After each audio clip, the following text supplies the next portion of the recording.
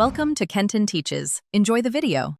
You'll start by enabling required features so Sandbox can run, open settings, search for turn Windows features on or off, and enable Virtual Machine Platform and Windows Sandbox. Once done, make sure virtualization is enabled in UEFI/BIOS.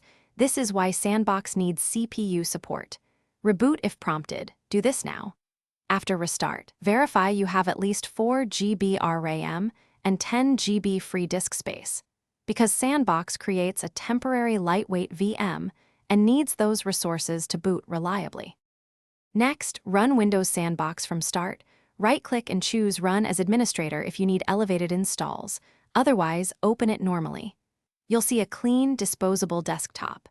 Copy the installer or files you want to test into the Sandbox window. Drag and drop works. If you need persistent configuration repeatedly, create a WSB XML file to define mapped folders, startup commands, and networking options. Make sure to close background applications on the host to give the Sandbox CPU and memory headroom so performance stays smooth. To finish, export any files you need back to the host before closing. Once you close Sandbox, its state is removed. If you need reproducible sessions, create a WSB file with mapped folders and startup scripts so Sandbox opens pre-configured. This is why automation is useful. If Sandbox won't start, make sure Hyper-V or other conflicting hypervisors aren't disabled, confirm virtualization in BIOS, and re-enable Windows Sandbox in Features. Reboot after changes.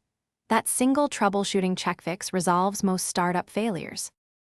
Thanks for watching. Please subscribe if this video was helpful.